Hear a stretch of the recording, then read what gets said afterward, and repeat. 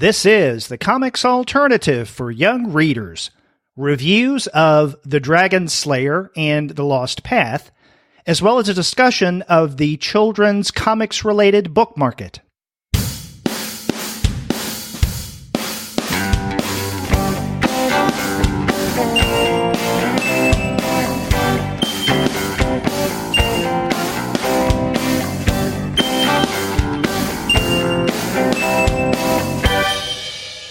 Hello, and welcome to another episode of the Comics Alternative Young Readers Show. I'm Gwen. And I'm Paul, and we're two PhDs, or in my case, almost, talking about comics for young readers. On today's program, we have the pleasure of talking about two lovely comics, as well as some news related to children's and young adult comics in general. The books that we're going to review are The Dragon Slayer, Folktales from Latin America by Jaime Hernandez, and that's from Toon Graphics. And we'll be talking about The Lost Path, written by Amélie Fléchais and Jonathan Garnier, illustrated by Amélie Fléchais, from Lionforge Comics' children's imprint, the adorably named Cub House. That's right. And we're excited to also discuss some different aspects of the comics and children's book market. And that'll be kind of a discussion that we tag on to the end of our reviews. But before we get into that, we want to remind everybody that our program is sponsored by Discount Comic Book Service. If you go over to dcbservice.com, they'll take care of all of your comics pre-ordering needs. Every month, you're going to find DC, Marvel, Image, and Dark Horse titles for 40% off, and many other publishers' comics regularly go 20 to 35% off the list price if you pre-order. In fact, you're going to find specials at DCBS that run 45 to 50% off the cover price, and sometimes the discounts are even more impressive than that. So make sure you go to dcbservice.com or check out their sister site, In Stock Trades, for all of your comics needs.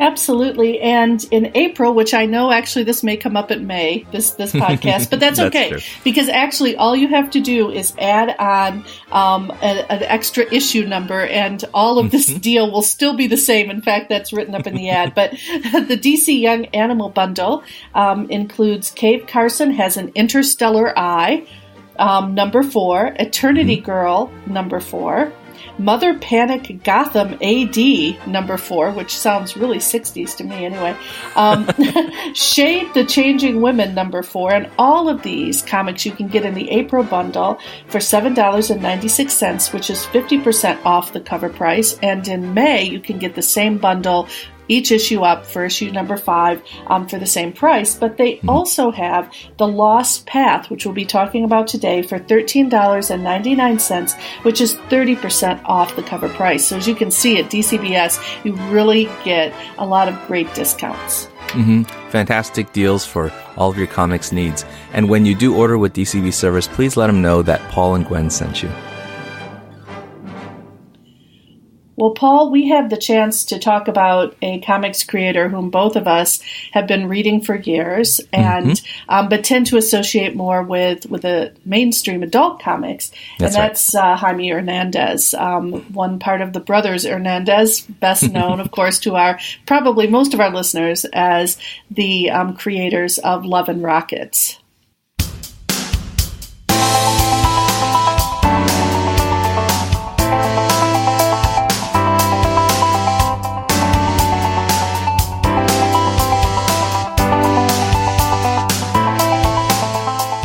Yeah, this is an interesting foray for Brother Jaime, who, I think has done a variety of things, but it's often Gilbert who's most known for venturing out into projects beyond Love and Rockets. I'm a huge fan of both brothers, but really all three, there's 3 brothers, but, right. But it's when Jaime does something outside of the Love and Rockets world, there's something a little special about that. And the fact that it's a work that falls into our territory here, as lovers of young readers comics, which is, The Dragon Slayer. I'm really excited to talk about this book together. Absolutely. Why don't I go ahead and read the blurb? This comes out of Toon Graphics, so it's been beautifully curated. And by that I mean there's a lot of context that's been provided for the Latin American folk tales that Jaime draws in this comic. And I think that's super important. And I think any parent would love to share this with a kid just because there's so much wonderful apparatus involved and lots of resources for finding out more info. So just on the back, it says, a fresh take on timeless tales. How would a kitchen maid fare against a 7-headed dragon? What happens when a woman marries a mouse? These are searing questions. And what can a young man learn from 1,000 leaf-cutter ants? Famed Love and Rockets creator Jaime Hernandez asks these questions and more as he transforms beloved myths into bold, stunning, and utterly contemporary comics. And I think that's a wonderful description of these really funny stories. And I just have to say, before we even get into the rest of this, I've always felt that Jaime has a amazing sense of humor. Yeah. I know that these are tales that he's adapting, but he just has this way of drawing people. There's a scene in this comic that I cannot erase, and I will never be able to erase, and it's so amusing, of a bunch of little cutter ants carrying the protagonist's mother-in-law across the lawn. I'm looking at it right now. And the look on her face is priceless. It is so funny. Yeah. So, this is just, it's a beautiful evocation of a number of tales that are very central to Latin American culture, but it also is just a hoot. There's each tale is really funny, and just the expressions on characters' faces of exasperation or shock are so priceless. That's right. Yeah. He really has, Jaime Hernandez really has that mastery of the gifts of cartooning, right? Yeah. And a knack for applying them to stories that make just these human characters come alive and have so much personality, as anybody who has spent time with his Locas characters and From Love and Rockets knows. And yeah, he absolutely applies them to great effect so that kids who, probably will have no background with Jaime Hernandez as a cartoonist will just appreciate how flat out clearly and just visibly it comes out on the page, the enjoyment of this storytelling. I'm looking at a picture from the second story, which is called Marta Martínez and Pérez the Mouse. And there's a moment here where a cat is walking away disheartened because his singing has been rejected, and just the plaintive look on his face is just classic. It's priceless cartooning gold. And so if you want a sort of wonderful Saturday morning cartoon sensibility, the best of Saturday morning cartoons, to render folk tales from Latin America that are just interesting moral fables as well. And we can talk a little bit about the role of folk stories and how they teach, as the as the beautiful introduction talks a little bit about. But even just as plain old fun stories, this is a book that when I gave it to my daughter, she gobbled it up and then read it again and again. And I think it's that way that these kind of archetypical stories, they have a way of really kind of doing something in your mind, planting themselves in your brain and in your heart. And I think that's done really well here. Yeah, it's interesting because at the beginning there's an essay called Imagination and Tradition, and it's by Isabel Campoy. And both she and I want to make sure I get her name right, Alma, Flor, Ada. Am I saying that right, Paul? I believe so, yeah. Our author, it's on the back under about the authors, it says our authors of many award-winning children's books, including Tales Our Abuelitas Told Us, and a collection of Hispanic folk tales. And it's really wonderful that Graphics has brought together such an amazing artist and then these amazing scholars and authors. And the initial essay, which talks about imagination and the importance of children, especially having the opportunity to read and to experience fairy tales that have been handed down for generations and have such a central place in many cultures. It's wonderful that that this book is so lovely, is curated so well. well. And that's something that I think is really typical of Toon Graphics. They really try and give parents and other adults a lot of information that they can then utilize to help their young readers put this text into context. Absolutely. And, Gwen, I want to ask you a question after this, reading this bit, but from that introduction, Imagination and Tradition by F. Isabel Campoy, she says, tales have the power to open up our imagination from childhood to old age. Our lives are framed by the stories we tell. Folktales show us the world, taking us through customs, values, cultural traditions of a people. Everything that happens in the land of the popular cuentos or fairy tales was once invented by the pure magic of a storyteller's fertile imagination. And as the stories grew and changed with every telling, the anecdotal became universal. And I think that's a beautiful, sort of summary of a lot of theories of folk narratives, and the role that they play in forming our imaginations, our conceptions of ourselves. And I think that another thing that's mentioned in this introduction is the importance of the diversity of these stories in the sense that they come from cultures that are very much contact communities between whether it's Spanish, sort of the Spanish or the indigenous communities in which these stories sort of found their home and had different spins and sort of spread, and that's a mix of Catholic and Jewish and Arab and Moorish influences, it says, in the Europeans with the Maya and Aztec and Inca and other native cultures. And I think it's that sort of diversity of origin that comes from contact that lends these stories a lot of their richness. And as well, the introduction mentions the role of these strong female characters, strong women characters in these stories. And I wonder if you grew up, Gwen, hearing folk tales, fairy tales, and whether finding yourself in those stories or finding that those stories described a way of being that you did or did not connect to, when you imagined yourself growing up. Well, it's really funny that you say that, because I was sort of laughing to myself. When I was a kid, one of the stories that my great aunt was obsessed with was Robin Hood. And, I'm English, Irish, Scottish, and Dutch, primarily. Right. And one Greek ancestor I found out when I did my DNA. So, yay. Oh, yeah. That was really important to me because I grew up in a Greek neighborhood. So it's like, yes. Right. But I have to tell you that as a child, I was extremely literal. I loved history. I was obsessed with realism. I read the newspaper, and I was not fond of fantasy, and I wasn't really I didn't trust fairy tales. They just seemed suspect. And that's why I really like the introductory material to this volume, because I think that the story, especially where this young woman is looking for a suitor and she's looking among, shall we say, the animal kingdom. Yes.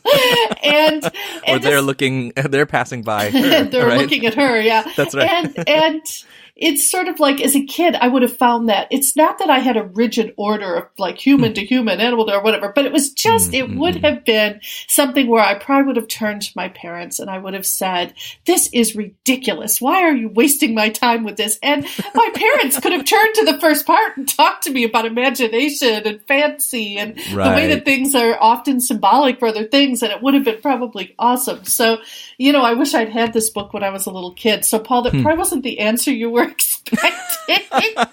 No, not at all. But it took me a really long time to enjoy fantasy. It wasn't until probably I was in my 30s and really started to study children's and YA Lit and grudgingly was like, oh, all right, I'll sit here and read all these books that I could have read when I was a kid. And I ended up loving them and really appreciating them. But as a child, I was extremely just the facts man.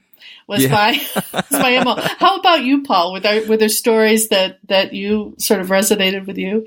Well, it's funny, Gwen, that you say that, because I had a similar, I think, relationship to fiction or myth and folk stories, which was that, I was a detective story nerd. I had me too. Big, thick Sherlock Holmes book when I was in third grade and couldn't get my head out of that, and loved the sort of like, the up closeness with reality that those stories featured. But then I think back to, my father was a storyteller. And before I went to bed, he would come and he would tell me stories, and they were often drawn from the folk stories and the histories and the mythologies of Chinese culture. I remember hearing from him, for instance, the Mulan story quite young. And really how much of a contrast that story is, even from the Disney rendition, right? When shocking. You mean a Disney adaptation would stray from the cultural specificity of an original? Well, anyway. It's funny because, Campoy talks about every telling, it changes, but there's also an aspect where we talked about contact between cultures, and there's certainly, ways that there's power embedded in that, and certain cultures dominate or try to dominate other cultures. And also that plays out in the way that certain retellings of folk tales become, more conventionalized, for instance, or certain ways that these stories are often quite radical in their imagination and their origin become sort of smoothed out. And I think that happened to Mulan in many ways. But I remember hearing from my dad, versions of that story. But actually the important thing was that part of me, as I was growing up in culture and reading books like Sherlock Holmes, dismissed all of that. But I think doing that was, part of growing up, but it was also a way that I sort of didn't realize that there was a foundation that was built by these folk tales, an imaginative foundation, a moral foundation. And later, and it really didn't, I really didn't realize it until I was much older. And I remember watching the Mulan movie and being struck while I was sitting there in the theater that this was a story that not only was I familiar with because my father had told them to me, but that was deeply ingrained in my body and my bones. You know what I mean? So that this idea of a girl who has to sort of, take on a masculine identity in order to be able to fight for her family, which is at the core of the story. Right. All of that just had formed so much my understanding and thinking about women, about girls. And I think that was so important to my it's very foundational to my relationship Paul, with that. Yeah. It's really interesting that you say that, because actually I will go back to the Greek thing for a minute. Yeah. I did experience the Greek myths as a kid. Now that you said that, it's interesting. I grew up in this family where we weren't religious. We were sort of blah vanilla, right? Let's be real. And so I sort of even maybe had a little bit of a distrust of religion, because so many of my friends, this was the late 60s when I sort of started to come of age, early 70s. And there were so many social justice movements and things going on around me. And all my friends were deeply religious. And I just wasn't how I was raised. But my parents did introduce me to mythology. And then my neighbors who were Greek, were interested and knew these stories well and would often tell me variants of the stories that I had never heard of before. But I will also tell you that it's interesting when you talk about being a woman, because to me, the person who stood out was the person who, my middle name, in case you haven't noticed, is like Athene. It's like, Athena. And she was Athena, really, a seriously intense woman who was very powerful and also not interested in men, which was very interesting to me as a girl, because, and I was growing up in a culture where that was supposed to be your end all be all of existence. And so I guess, Paul, when I really think about it, I was influenced. It's just that it wasn't quite the same kind of cultural attachment that you're discussing, but certainly there was some very interesting morality going on in the Greek myths that occasioned many conversations with my parents about, why did she go underground with them? There's always seeds and weird things happen, and it was like, what's happening here? And my dad would be like, oh, it's just fertility, ignore it, or whatever. But it's like, so I think all of us as kids in one way or another interact with some of these, very, very old stories. And and I think but this particular text. To come back to it. I wonder about, but I think that's right. That's, there's that groundwork in our imaginations that these kinds of stories make. And I think that's why a book like this is so important. So I wonder how you felt about these particular stories and what kind of groundwork you can imagine them establishing for kids. That's where I think the visuals come into play so strongly, because Hernandez does a wonderful job of depicting women. The young girl who's the protagonist of the Dragon Slayer story, her whole affect from the beginning is her head is held up high, her shoulders are firm, she's been wronged in the story in multiple ways, but she just perseveres, and yet in the midst of her troubles, she's extremely generous. Yes. And the way that Hernandez draws her, you just feel like in one scene she shares some food with someone, and even though she doesn't have much herself, and her whole mannerism is so generous and so open. So I think that part of it, the strength of these characters, especially the female characters in the text, including middle-aged women, thank you very much, Doña Pepa, right? Is awesome. And even the mother-in-law rocks in a way. She's she's so awesome. And so there's ways in which, I think Hernandez, you got to give him a lot of credit, because with just the clearest, simplest lines, he manages to evoke so much emotion from his characters. And that to me was a real strength. Absolutely. Yeah. Yeah. And this has, I like that there's only 3 stories, and it's, relatively short, although it's, kind of the right length for one of these Toon books for readers at this level. But the 3 stories kind of have a nice variety. There's one that's much more of a sort of the Dragon Slayer that of the title, Mata Dragones, is very much a sort of slaying the 7-headed dragon. And as you said, that hero in that story, that girl who, takes hold of a sort of magic wand type thing, magic stick, and seizes not only the chance to defeat the dragon for the sake of the kingdom, but also to marry the prince that she chooses, that she wants. I actually felt a little sorry for the dragon. I'm just going to say, throw that out there, because it's awfully cute. But anyway. It is cute. And then the next story, I mentioned it before, the Martínez and Ratoncito, Pérez, is just more of a wonderful sort of almost like timeless, but could be present day story. The kind of, she one suitor after another tries to win her over. Raton Pérez ultimately succeeds, but falls into a pot of soup when he can't resist trying to grab a tasty onion from it, and everybody mourns the loss of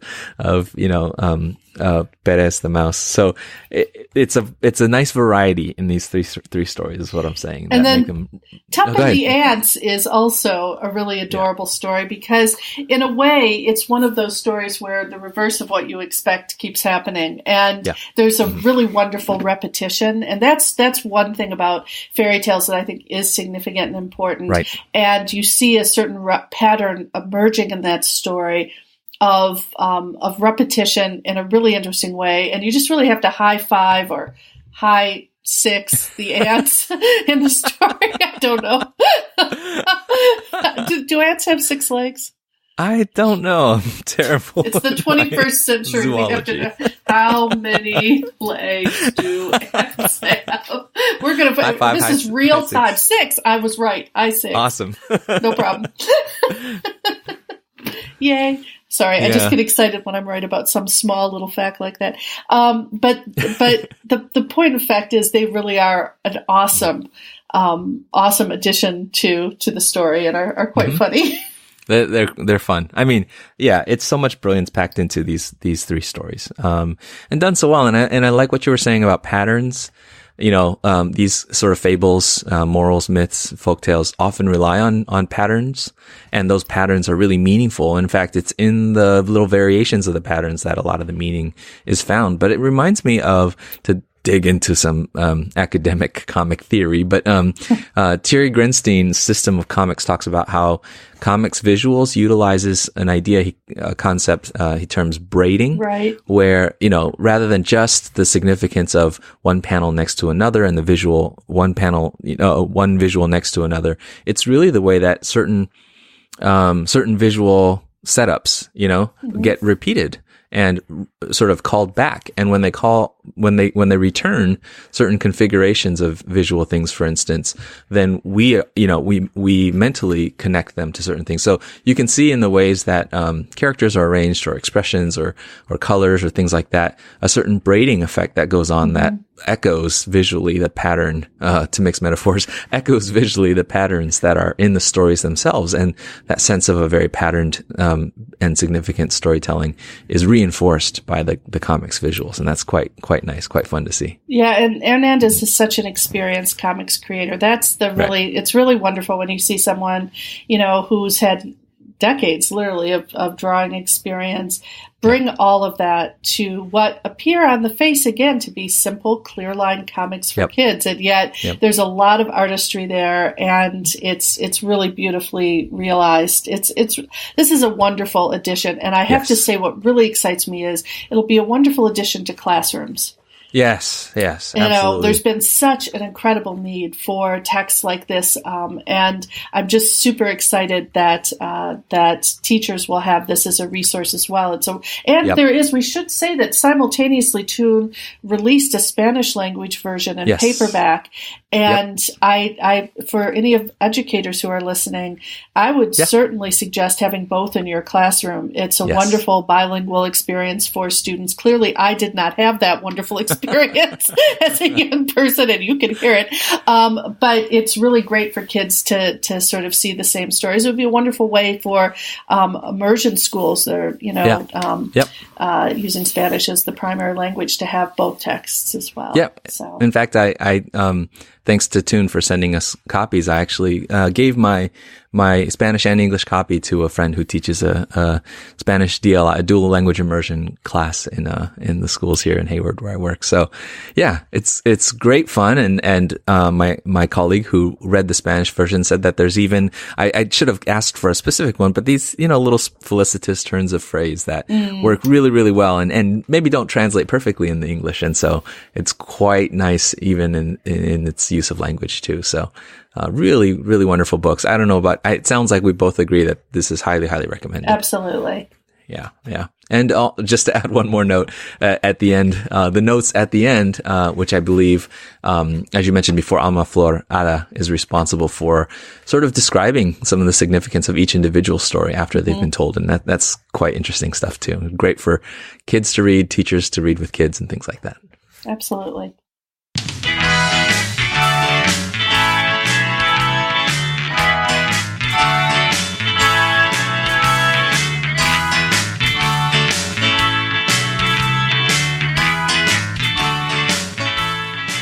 Well, okay, Paul, we're going to move to another text now, still probably in the younger reader classification. Would you say maybe middle grade? Yeah, late L, middle grade type text. Yes. This is The Lost Path by Amélie Fléchais and John Garnier. And Fléchais did all of the illustrations, and they're extremely varied. And this is a story about three buddies, Elliot, Charlie, and Arthur, who wander into a dense forest where they come upon a number of wild things. And we know that the intertextuality is intentional because towards the end of the text, Fléchais includes a quote from Where We Love You So Much We'll Eat You Up, from Where the Wild Things Are. So we know that referent is intentional. And these wild things are engaged in a battle. And the boys sort of wander into this and react to a lot of different, one might almost say fairy tale tropes whom they encounter. But what I thought was particularly interesting and links, the Dragon Slayer to this text is that at the beginning there's a sort of traditional fairy tale that is quite wrenching, actually, that sets up why the forest is such a scary place, because the Lost Path basically refers to the fact that these young kids have headed off on a supposed shortcut through the forest, and they end up getting enmeshed in a lot of interesting goings on. Paul, do you think we should maybe share a little bit about that fairy tale first? Because I think it does sort of give you a sense for even the feel of this. So why don't I just read a few paragraphs from it?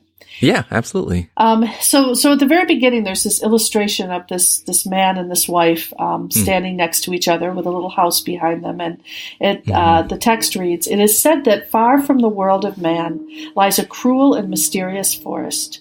It lures in lost travelers with the promise of safety, only to devour them for all eternity." So I thought I would read that because this isn't like, it doesn't start off with all light and fluffy, ooh, let's look at the forest, it's a cool place. No. One day, intrigued by the strange smoke escaping from the treetops, a young couple ventured into this dangerous place. There, in the deepest part of the forest, they discovered a majestic mansion and decided to make their home under its roof. But little by little, reality crept into their idyllic life.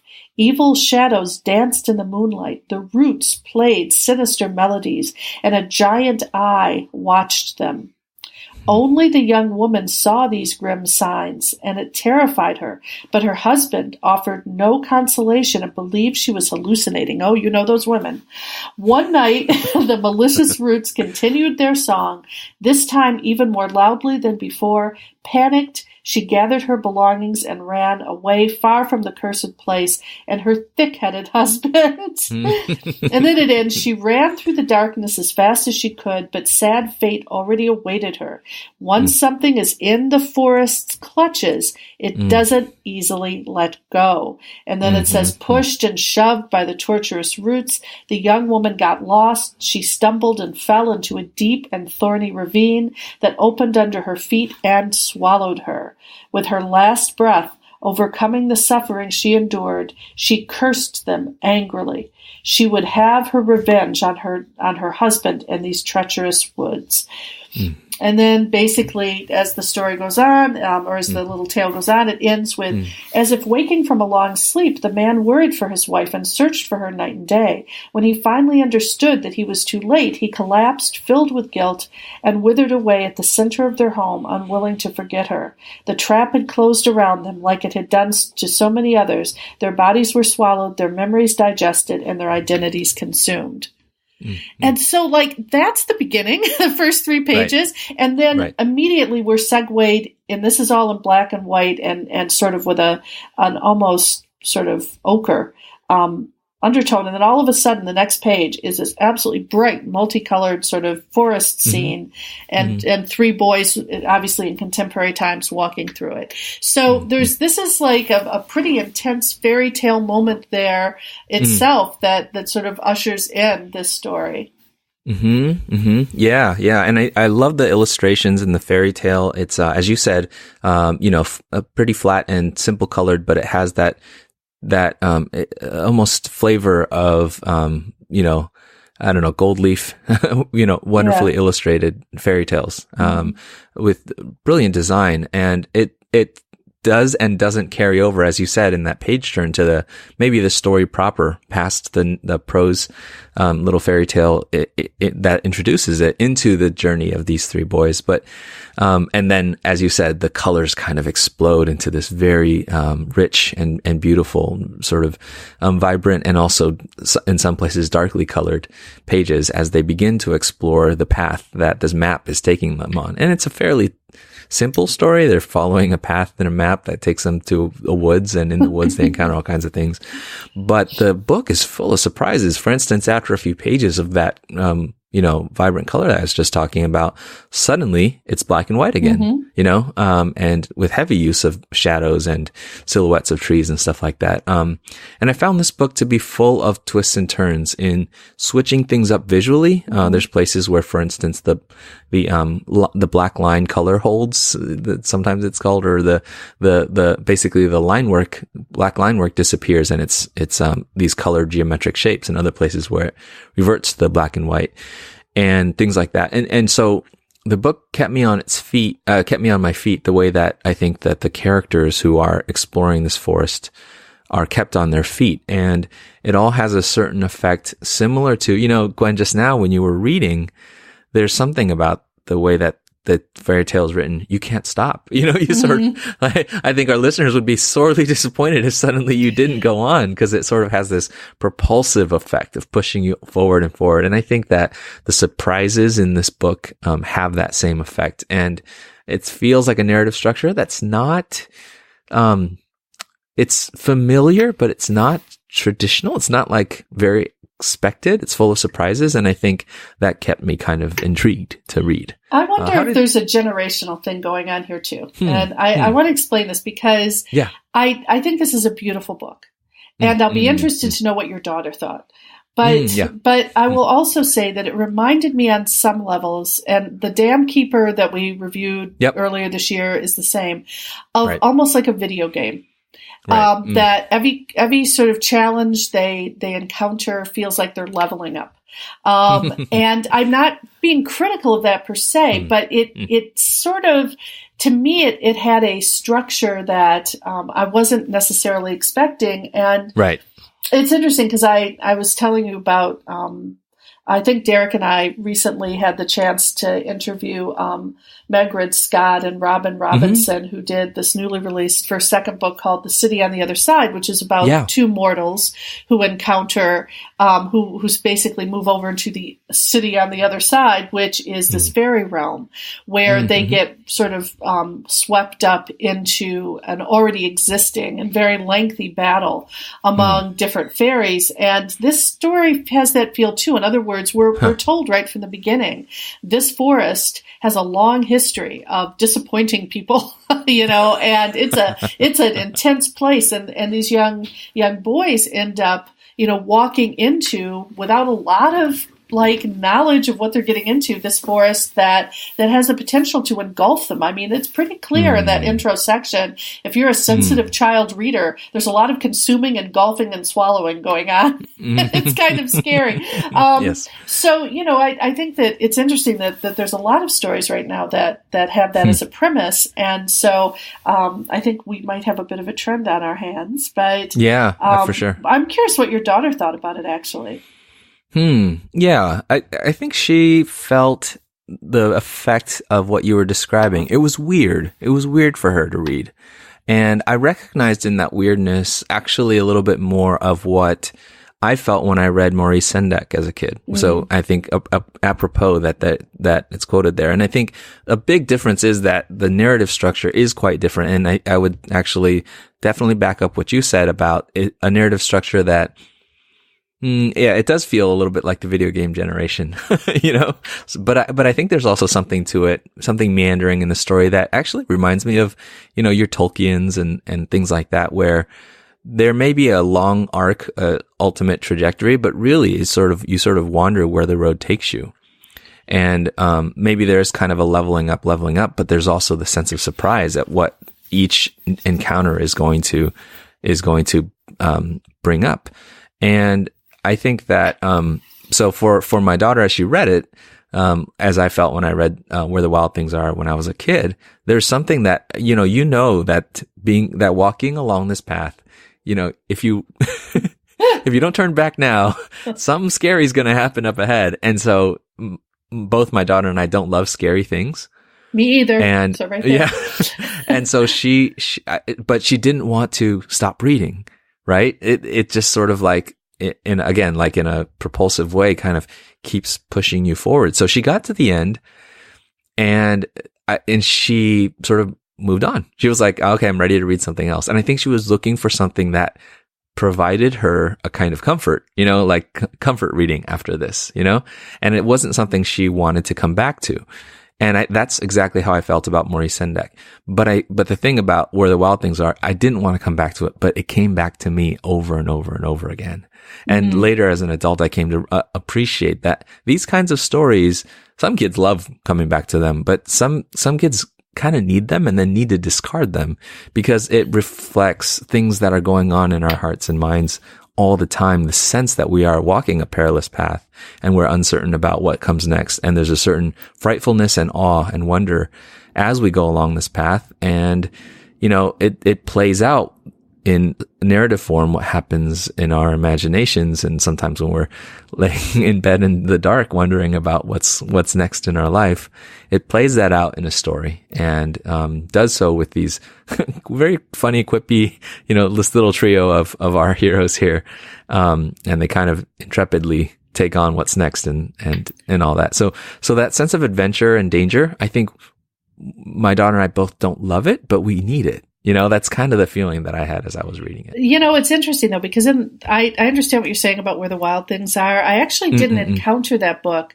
until I was old enough to be babysitting other kids. So even though it came out the year I was born, I didn't read it myself until I was probably about 11 or 12 years old.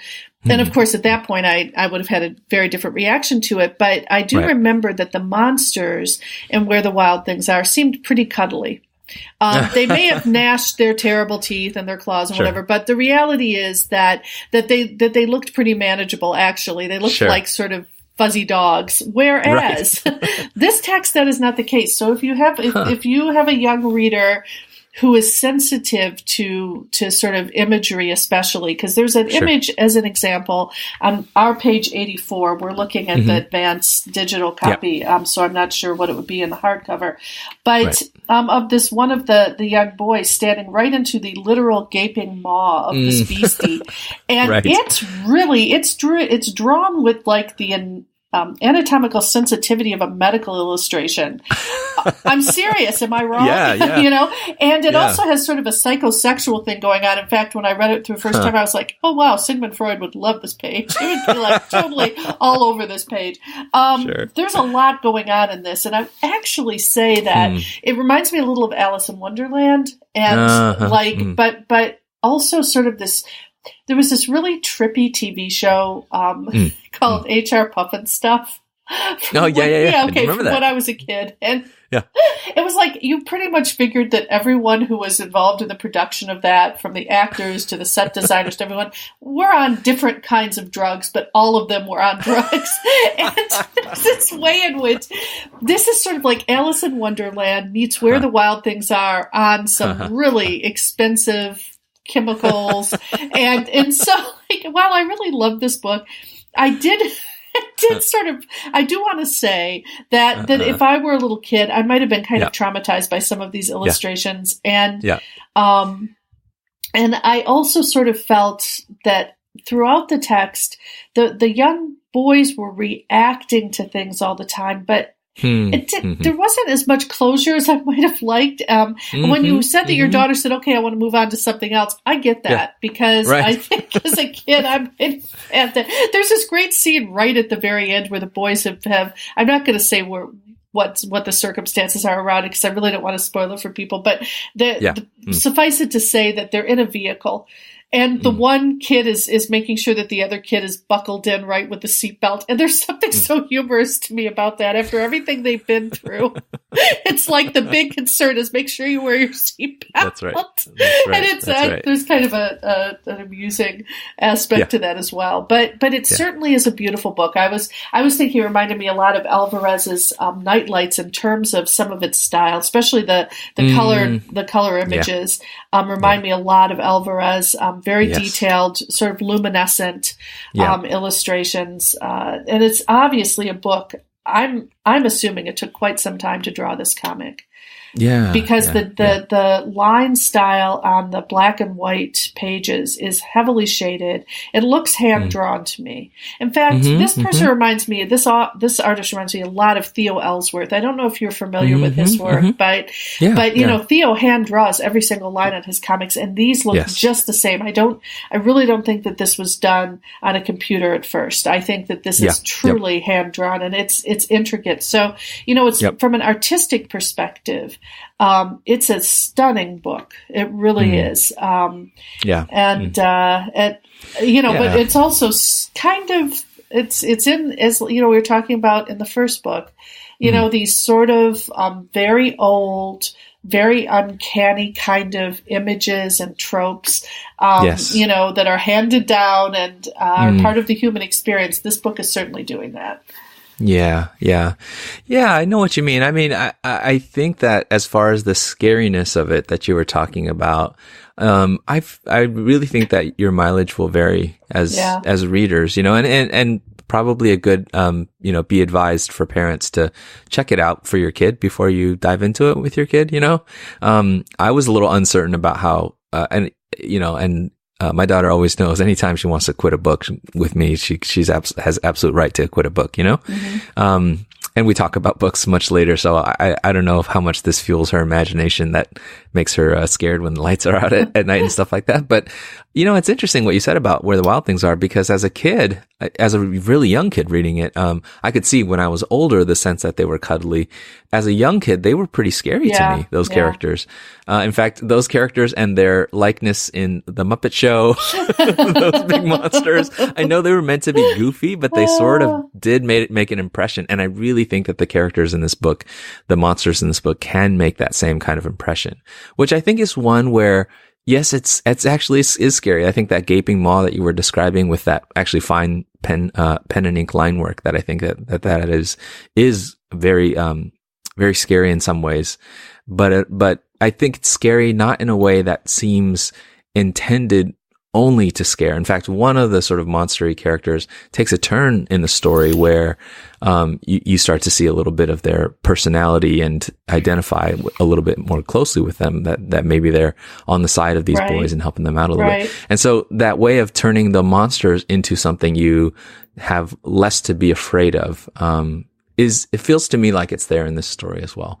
But yeah, there is definitely a weirdness about the story that I'm reminded. I mean, when I look at what's popular with kids these days, speaking of generational things, but from your, Adventure Time and these kinds of things that have less of what I felt as a kid, couldn't verbalize, but felt was a kind of coherence. Like now things are so wacky and so like pastiche and so postmodern, that I don't know how to make sense of all these things, but somehow our kids do, mm-hmm. and I recognize that maybe it's my own sort of like, my own biases that make some things feel like they're so out of bounds weird to me that, for kids, they just have the ability to reconcile these things. And I don't know. Paul, I have to laugh because there's this one scene in the book that also involves mouths.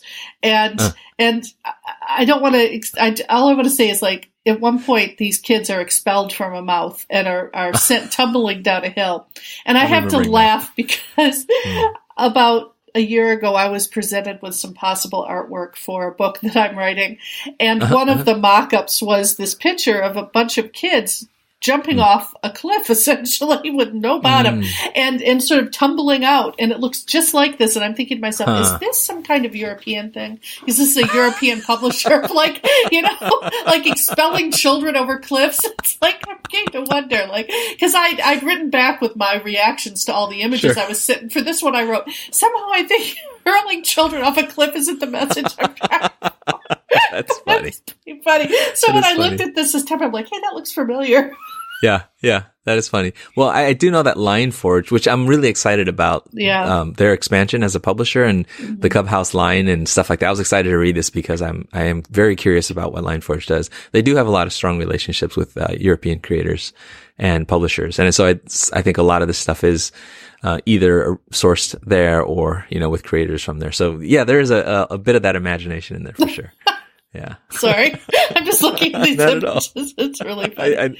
I feel you on that. Gwen and Paul talk about hurling children over cliffs. That's right. The Young Reader Show. End of the semester version, I should add. That's right. I think we got a title for the episode, Gwen. Yeah. Hurling children over cliffs. All right.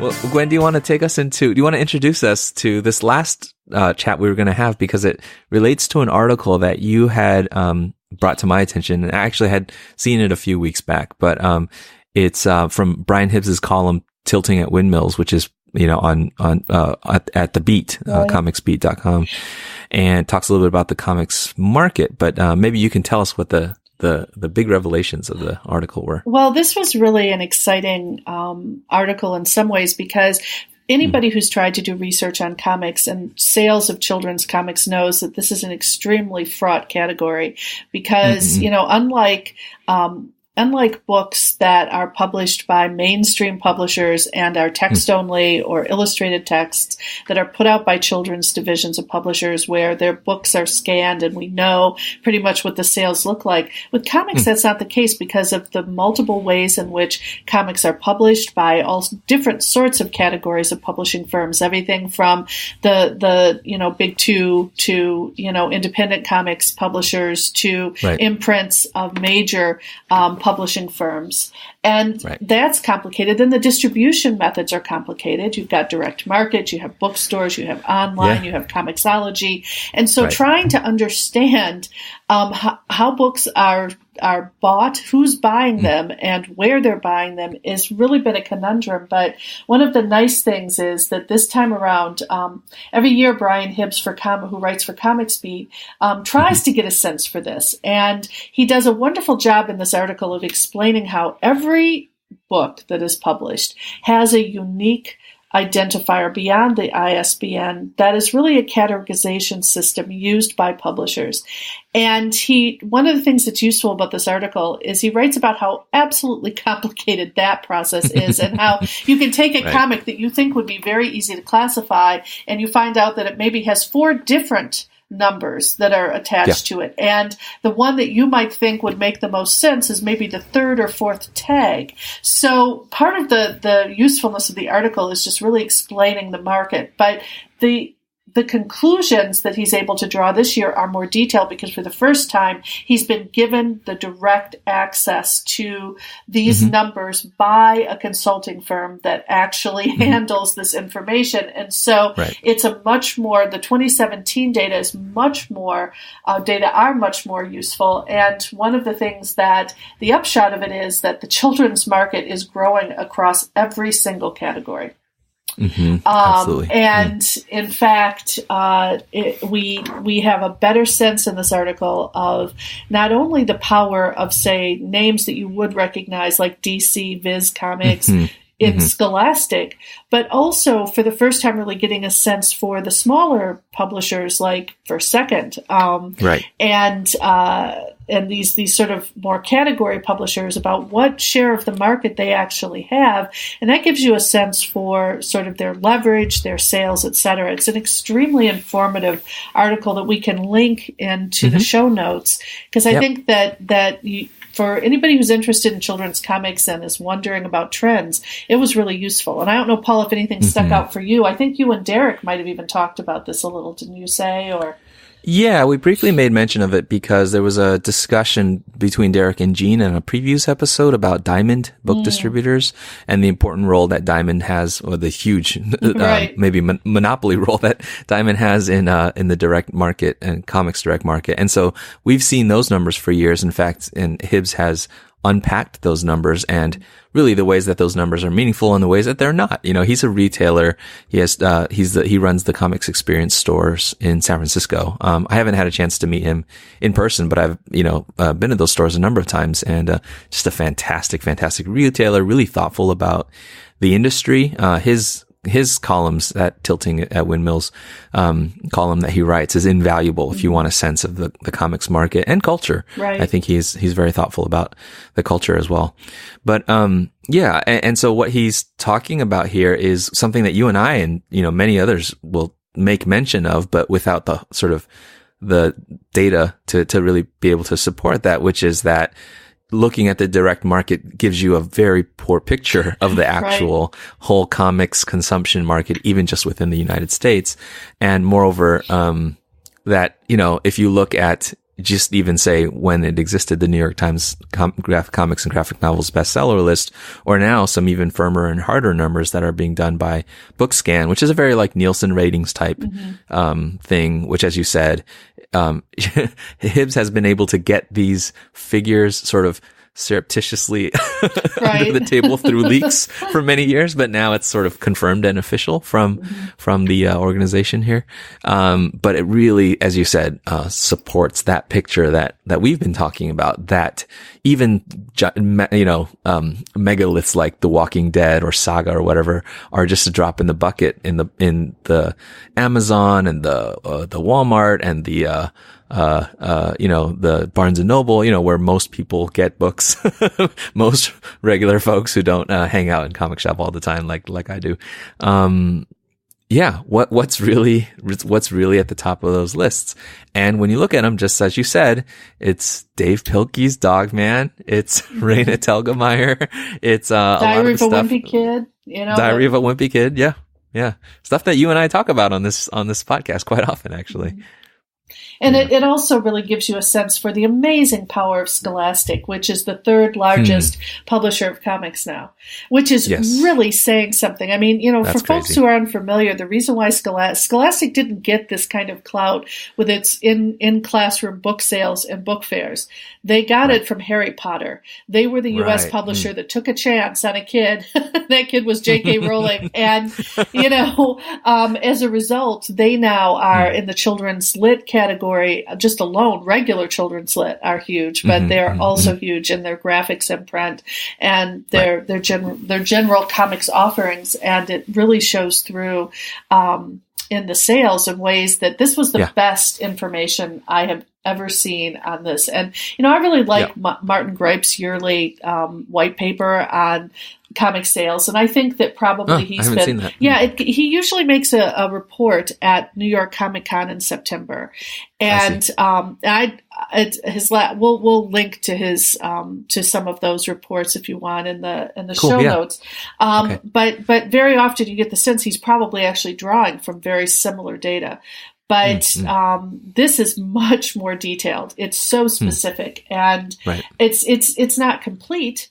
And, he underscores the ways in which it isn't, but just to see so many children's comics again and again, and to see how the same authors really again and again are at the top of the list. This isn't always the case in mainstream children's lit. Where you have usually a rotating door of authors. Yes, you'll have like a couple of people at any given time who are well known as authors of children's books, like Kate DiCamilla is a good example, or people like that who publish a lot.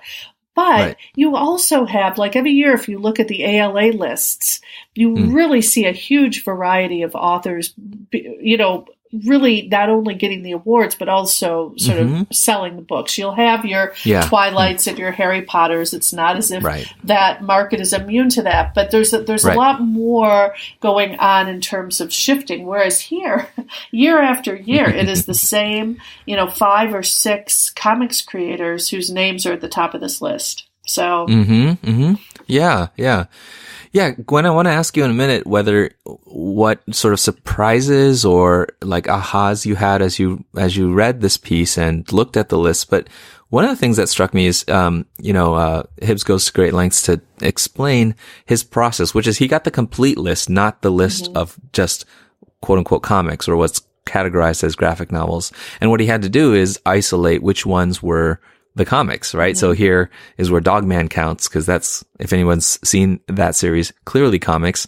My best friend for his son's birthday got everybody as a party gift a copy of Dogman. Wow. And so I told him about this, and I said, man, you're contributing a lot to this. You did this. At the time. Yeah, you did this. 30 copies for one day. But that's at the top of the list. But then he also talks about things that are maybe on the line, which, it was hard for him, but Hibbs had to sort of decide, is this going to be counted or not? And what that makes me think of is this, probably because of the boom that we see of the books at the top of this list and things like Lincoln Pierce's Big Nate and things like that. I mean, when you go to a Scholastic, book sale at a school, or you go to a kids section of a library, there's now just this proliferation of not just comics and graphic novels, but hybrid books that are right, somewhere in between. Yeah. In fact, I had an opportunity to read in advance, of Marcus Emerson's Secret Life of Ben Braver with my daughter. She loved it. And it's a very interesting and fun kind of hybrid text with a mix of prose and, then it'll be 2 or 3 pages of black and white comics. And now as we go to the library, she's seeing these books, retelling Sherlock Holmes. There's a new series that does that in sort of that hybrid form. And, the DC Secret Hero Society reminds me of that. And even, Tasjan's My Life as a Book, that series, it's not comics per se, but it definitely has all kinds of elements borrowed from the visual communication of comics. And so that the sort of hard line between what would be called comics or graphic novels and what would be called chapter books and prose is, totally dissolving. And I think that I wonder about, the titles even that were left off of this that have a certain kind of comics appeal, but, just wouldn't be strictly categorized as comics, and the role that all that is playing in our kids' literacy and cultural sort of consumption. Well, I mean, this is the sort of thing that causes adults such angst. And I love it. Like when in 2007, when Brian Selznick's The Invention of Hugo Cabret won the Caldecott, which is the award for the best picture book, but it's like 4,000 pages long, and there are whole segments that are wordless, and then there are segments that are only words, and people were just freaking out over this. And to me, that, as well as The Arrival, which came out right around the same time, and which the author Sean Tan calls a picture book, but which a lot of critics have called a graphic novel, or a wordless comic. That's really just that was the tip of the iceberg. It really is now not at all uncommon for this kind of hybrid text to exist, and also for comics creators to becoming really adventurous, like in this book, the Lost Path that we just talked about. Really, it's almost like 2 entirely separate artistic styles are melded together here. There is some overlap, but for the most part, you could be looking at 2 really, plus at the beginning, you have an entirely text-based fairy tale that is embellished with illustration, but is separate. So you could almost call this text a hybrid. And I think it's exciting. I agree with you. I think that we're definitely in a place where those folks who really love to categorize things are just going to have to sit in the corner because it's going to be tough. It is, but they're going to, because part of the problem with that is then you have terms like graphic novel or comics and people getting very passionate about that. And I understand that. But I think that what must be really fascinating is to be an editor right now in one of these smaller publishers, thinking of like Gina at First Second, or advertising manager or whatever, who are trying to sort of get the public up to speed with not to be afraid of a book if it has comics in it, and or not to be worried if you don't have to be such a purist. The book may have a mix of that, and that my one of my former students, Crystal Howard, whom we talked to last summer in the roundtable, is writing on what she calls the collage effect in children's and young adult literature. And she talks about this sort of way in which almost every literary form, if you think about the verse novel, for instance, right there you have this sort of a novel in the form of collected poems. And she's looking at how, we're taking this concept of collage and it's being used across different media. And so, I think we're at an exciting time. I far from being upset about it, I'm excited. I think that it encourages young people to really think more about form in ways that I don't think I was encouraged to do as much as a kid. These texts challenge our ideas of what something is quote unquote supposed to look like. And I like that. And absolutely. And I would say, as somebody conscious of literacy, and literacy development, it's not only, I think that we need to get past thinking about whether this is acceptable or not, or beneficial or not, or are we somehow cheating kids out of the experience of, the richness of language. The reality is, not just kids, all of us live in a multimodal world. I mean, if you think about the just utter proliferation of text image combinations that we all encounter or are addicted to daily in our cell phones and screens and things like that, the necessity of being able to navigate visual communication, that is literacy now. You know what I mean? Not to mention the bombardment of images from TV or movies or whatever, and it comes at such a fast rate, and kids' ability to not only process, but to also create and to, speak back. And I love that nowadays when I look at what kids make, and I'm not just talking about first graders, I'm talking about sixth graders, I'm talking about high school kids. They create things that are such multimodal creations. And when I say multimodal, I mean, combinations of different media. And so those, like the dissolution of those lines between texts and graphic and all that kind of stuff is not only, I think, keeping kids engaged in reading, it's also just absolutely necessary to navigate this world that they're growing up in. And it's interesting because I'll look forward to seeing that change in my classroom.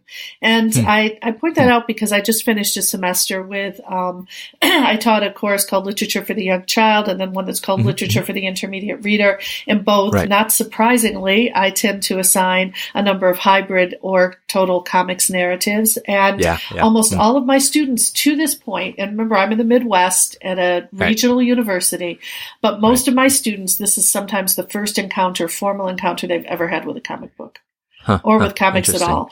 And, I'll have 3 or 4 who are avid comics readers, but then everyone else is either completely appalled that I'm teaching comics or afraid of comics. Now, by the end of the semester, it's kumbaya. Okay, everyone loves comics. Thank you, Dr. Tarbox. I feel like I can see the world in a whole new way. Let me sing. You're doing the work. Right? Okay. But at the beginning, there's some real skepticism and fear. And so I think that, and keep in mind, my students now were all born right around the millennium, right? So this is a group that was born right around 1997 to around 2001 or 2 are the students I'm mainly dealing with. And I'm waiting to see, in another 5 or 6 years, am I suddenly going to have students in class who not only know the comics, I always teach really original and current stuff, but if I'm by then looking at, almost 20 some years of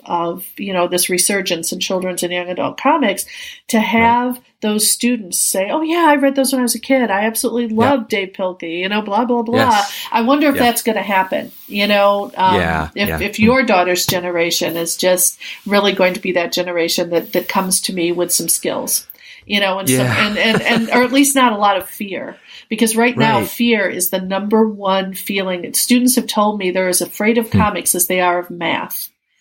Wow. Interesting. I wish I were kidding. I'm not. That is interesting.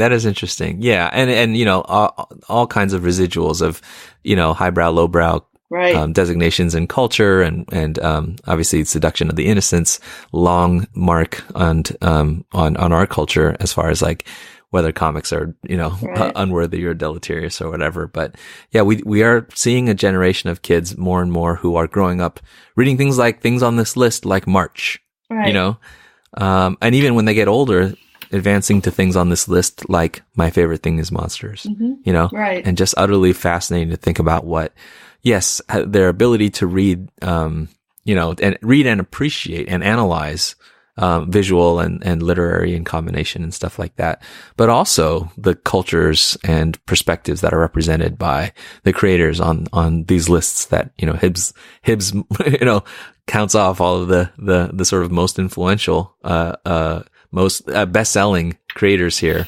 And John Lewis is on that list, which is really funny. If you know John Lewis, from history as you and I do, right? To go to read Brian K. Vaughan, Lincoln Pierce, and then John Lewis. I know, it's awesome. Strange presence, but it's great, right? But yeah, what's interesting to me is too just the predominance of mainstream comics, because most of the comics on this list that they mention are relatively.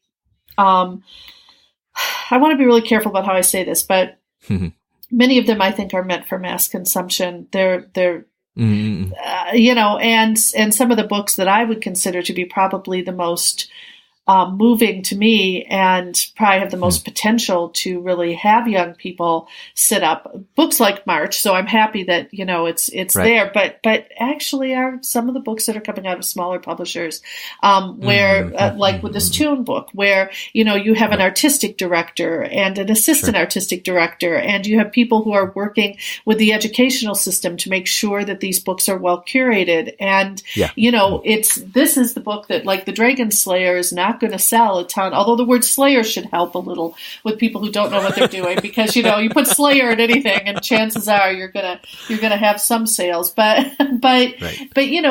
it's also, I'm really hopeful that part of this is a wake-up call for those of us who assign books to kids, who purchase books to kids, to move outside of just the most popular books, to also look for, like, really high quality. Now, we know the March series is beyond reproach in that way, but it would be, I think it's good for parents to be to go to those independent bookstores, to go to the comic shop, a really good comic shop that has a really good section for young readers, and explore what's out there beyond the top 10 or 15 best-selling comics. Yeah. And as much merit as there may be with Harry Potter, the big hope was that if Harry Potter got kids through the door or into the library, then they would actually discover at 19 through 35 on the list, which were, like, actually so much richer. And I think probably we can say the same about, about these lists. Although now everybody who's a Harry Potter person will hate us, but that's okay. We can handle it. We have a Dragon Slayer in our corner, so don't mess with us. That's right. And a young woman, and she has a wand on top of that, so she's amazing. Mata dragones. That's right. No, good stuff, Gwen. Yeah. Thank you for bringing us into that chat. Yeah, it was so interesting. Both of us have been reading a lot in Comics Beat, which, by the way, I really strongly encourage people to look at online, because they have such good stuff. They have good columnists who are right in the industry, or who are authors, or illustrators themselves, and so you're getting a really good pulse on what's going on in the comics world too, from not just from them, but from a lot of Comics Vine. There's just so many things that I troll through every month, just making sure I haven't missed any exciting online blogging about comics. So yeah, they're a great source. Another great source is also the Comics Alternative podcast, which we do you think? we do our best. We do our level best to stay abreast and keep you informed as well.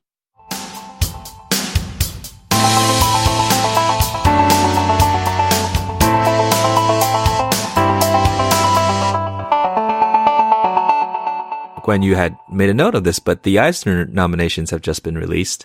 And that's always kind of an exciting thing. And several of the nominees that I saw, we actually ticked off at some point or another, not ticked off like, made angry. I mean, ticked off like mentioned them or in passing, throughout this episode. And so I'm looking forward. I was looking at those nominations and, the 3 younger readers categories, and really excited to talk about those with you, Gwen.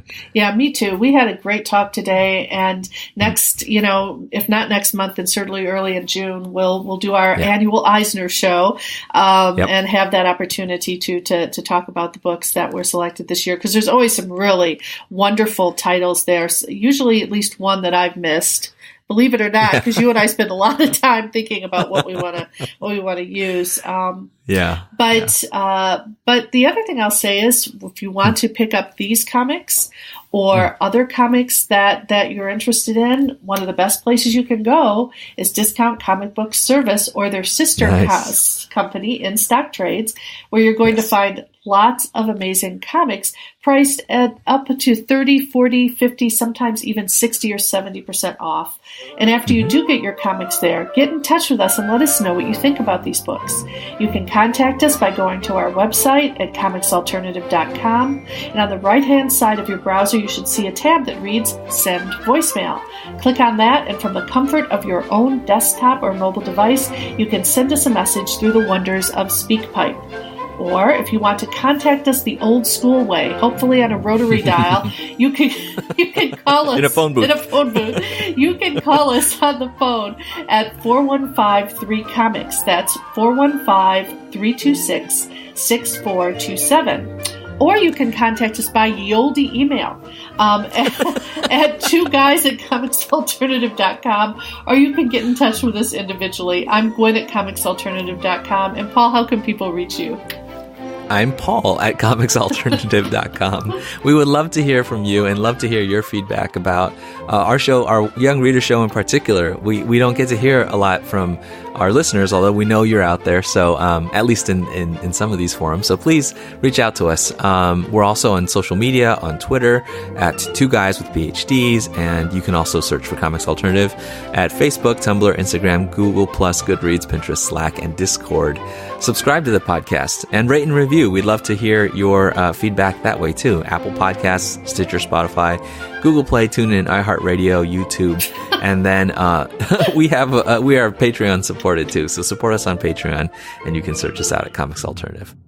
I'm beginning to think that we might just show up in like this whole thing that's been going on with Cambridge Analytica, because it's clear that we are on every possible mode of communication known to humankind. So somewhere in Russia, someone's going, right. Comics Alternative.